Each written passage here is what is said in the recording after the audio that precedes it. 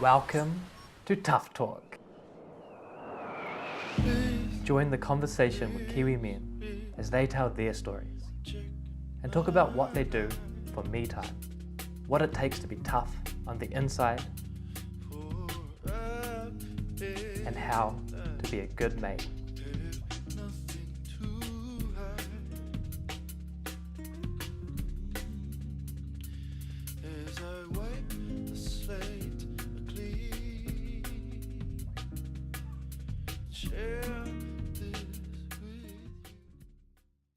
Kia ora Mel.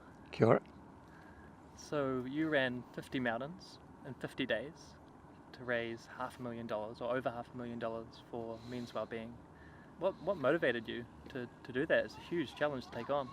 20 years back, I lost my brother-in-law who took his own life, and it was a pretty awful set of circumstances, as you can imagine, but made worse for me personally because I was the person that found him. Yeah. So that left a very deep mark on me. I have a very firm belief that being active in the outdoors is wonderful mental therapy. We all know it's going to be good for our physical well-being, but I think the big surprise for a lot of people is just how much good it does their brain as well, and their whole outlook on life, their whole attitude, and the way they feel. And it's not just a quick fix while you're out there. It actually has lasting and long-term benefits.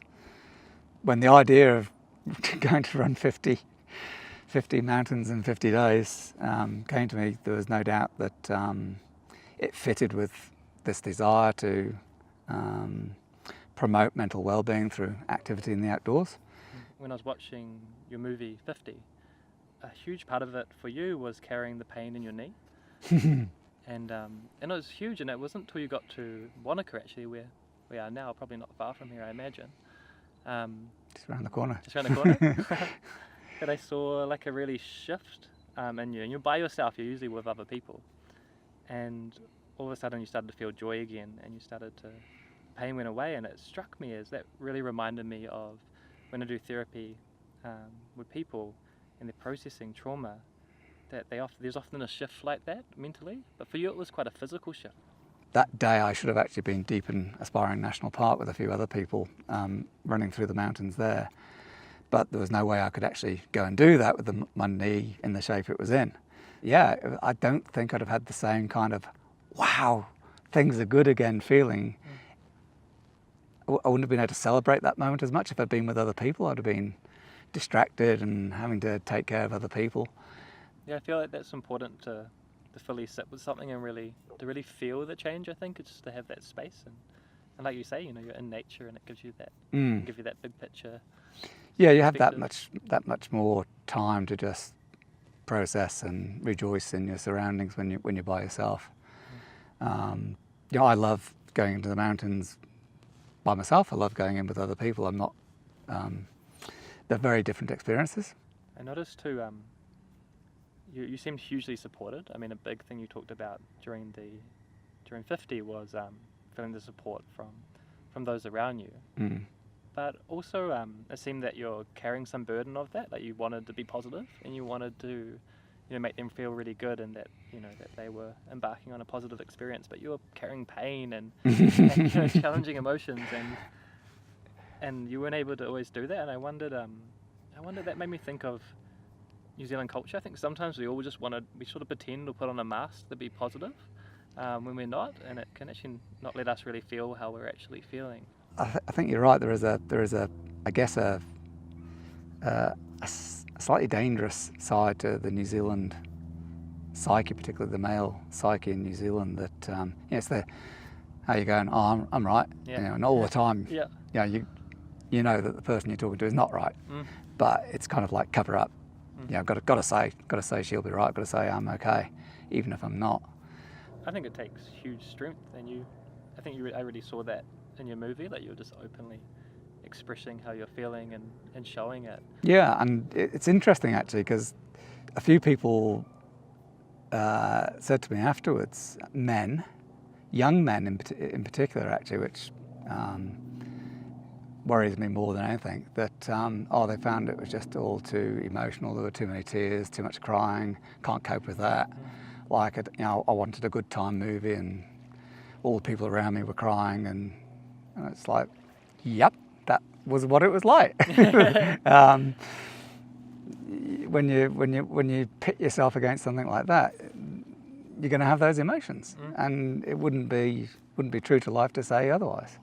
But I found it really surprising that for some people, they weren't even a part of it. They were just watching a movie, and they were uncomfortable because there were real emotions on display. And I say that was everyone I can think of who seemed to have that reaction was a young Kiwi male. Yeah, and it seems to be, well, I think there's a confusion. Like, I know it with physical toughness, like sometimes you just need to push through and, really just kind of harden up. But actually, I think that's not the case emotionally. I think if we harden up to emotions and don't actually let them happen, they get worse. Yeah, and in actual fact, I think if you are honest with yourself and your emotions, it actually makes it easier to tough through physically. So if I'd been trying to hold back from the tears, hold back from showing all those negative sides of the experience, I don't think I had to do that. And it was like a safety valve. I had to be able to vent that and get rid of that stuff so that I could concentrate on just toughing it out physically. So a huge part of the journey for you seemed to be an internal one, but also externally you had a lot of support, and you spoke a lot about that in the movie around the community, and in particular your partner Sally. Not only was Sally absolutely instrumental in planning all the logistics and bringing the whole thing together, but emotionally her support was just absolutely instrumental. So I've always tried to stress that it wasn't a one-man mission by any stretch of the imagination. It was about a team of people with a common belief and united by a cause that meant something to everybody, pulling together, helping one another through, and ultimately helping me to achieve this crazy dream. I'm really hearing from a lot of the men I speak to that women are the teachers and emotions that we're kind of quite novice when it comes to feeling sometimes. Yeah, I tend to live life on a bit of a roller coaster. Like a lot of people, highs and lows, and I'm fairly borderline when I'm down here, and I'm pretty uncontrollably manic when I'm up here. And Sal lives on a much flatter line, I think, so she can always reference me and bring me back to a more moderated, neutral place, I guess. I know of other relationships where the roles are somewhat reversed, and it's the woman who's needs the influence of a rock-like man, but with the risk of stereotyping, I think it more often is us that rely on the woman in that role rather than the other way around. Yeah, it's funny because sometimes I think men feel like they need to be the rock, but yeah. But really, you should just be yourself, and a man or a woman can be the rock, and surely we should just go with and just accept whatever is the case. Totally. Yeah, I'm comfortable with that. Yeah, I don't like the idea of me being relied on as a rock. Not sure that would work. Yeah. So I know there are you talk about a lot of other people involved as well. I think that's important because I know when we're struggling, a lot of people don't seek support, but I actually think there's a lot of support just around us in our own communities.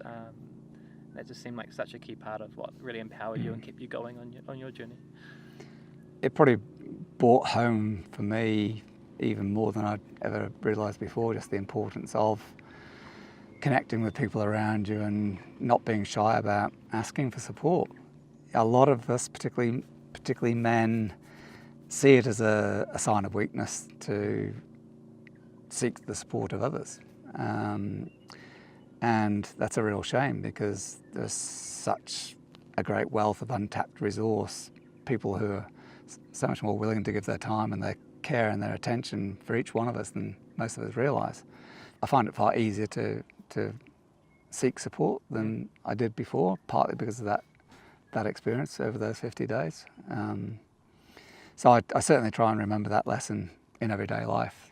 Do you have any advice if it's your first time and you've never asked for support before? Do you have any advice for how maybe to approach that? Because it can be quite hard.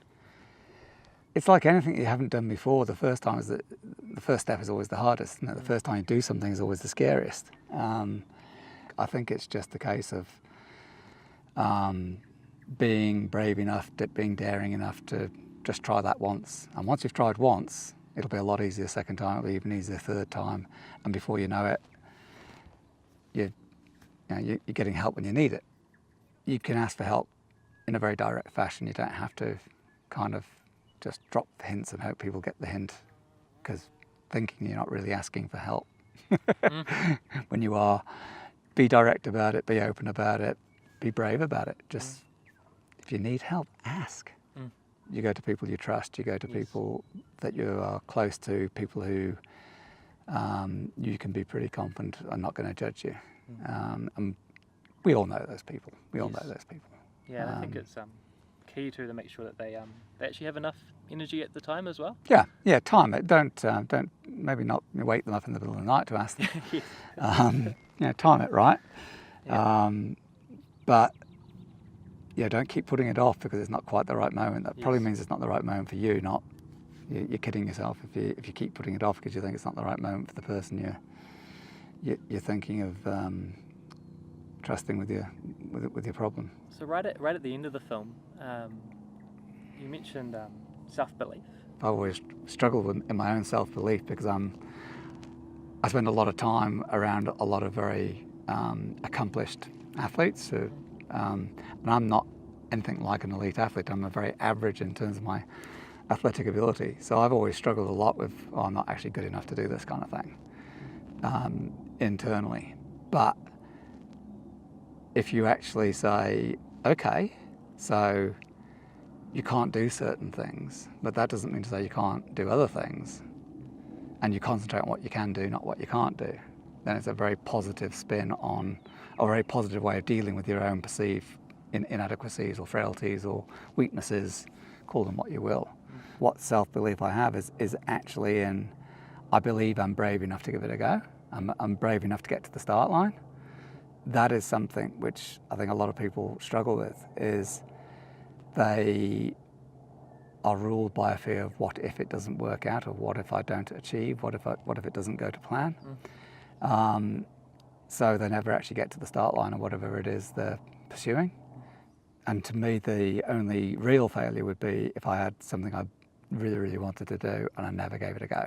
That to me is failure. Anything else is well, you gave it a crack and you're a better person because of it, and I learned something from it. So sometimes we do get to the start line, but we don't finish. I think that's quite common. We don't always get to our goals. And I know actually, and that's fine. Yeah, and it is. Yeah. But I know. With your plan too, there's some element of that. You want to do 50 full marathons. Yep.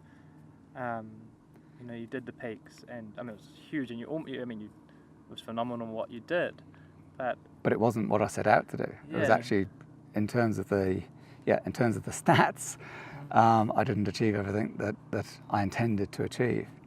How do you process that emotionally? It was hard at first, because I did realise quite early on in the challenge that things weren't going to work out, and I was going to have to let go of certain targets. And the one that I let go of quite early in the piece was the idea of the 50 marathons. I realised that I just wasn't going to be able to achieve that distance every day, because I was going to need to find time to get treatment for my knee.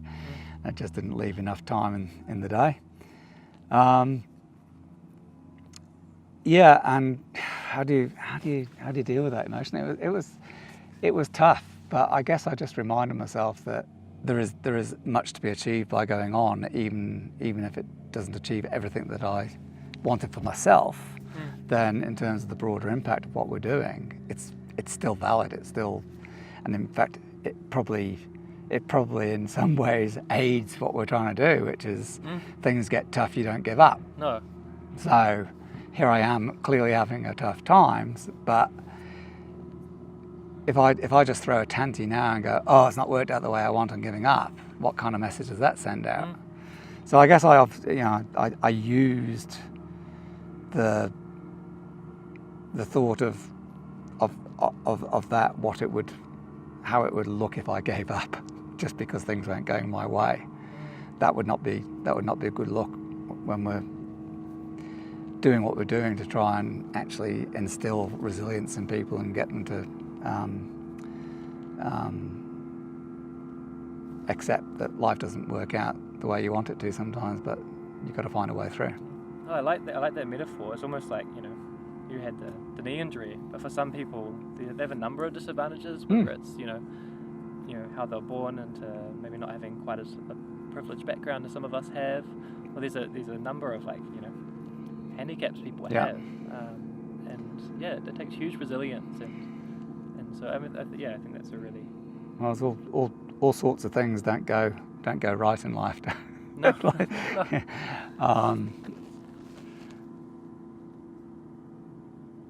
And you've just got to, hard as it is, sometimes you just got to roll with that, take what is going right and make the most of what you can do. What would happen if one day something happens and you can't run? Without doubt it will happen. And I've had long enough periods where I've not been able to run, particularly after the high 5-0 challenge, when I came down with chronic fatigue and was forced into 4 months of complete cold turkey withdrawal from running. And I actually realised during that time that for me it's not running that is the be all and end all. What is important for me is getting outdoors, getting into wild places, being close to nature, sharing that experience with other people sometimes, other times enjoying it by myself. But what's important for me is being outdoors. Well, Mal, I think you're a legend. And I think, I saw in the movie at one point there was mention of someone who wrote in and said, this basically saved my life. And I think at the end of the day, that's what it's all about. Yeah. So, hugely successful in my eyes. For all the physical and emotional pain and stress that I went through, it's like so worth it to think that it can have that effect. So yeah, it's pretty cool. I'm pretty proud of that. Very, very cool. Yeah. Well, Mel, thank you so much for your time today. Pleasure. Yeah, it's been great. Yeah, I think we should have a hug as a sign off. That's the other thing. Men don't hug enough still. We're still making jokes about man hugs and all the rest of it. We should do more. More hugs. Do more, more hugs. Yeah, hugs are good. You can hug women as well, of course. But as long as they don't mind. Yeah. Of course. Sometimes you just gotta ask. Yeah. Please, check my eyes. Kia ora. If you like what you see, follow us on Facebook or Instagram. Subscribe on YouTube or go to our website to sign up for email updates from me. Keep liking and sharing our videos to grow the movement. Peace. As I wipe the slate clean, share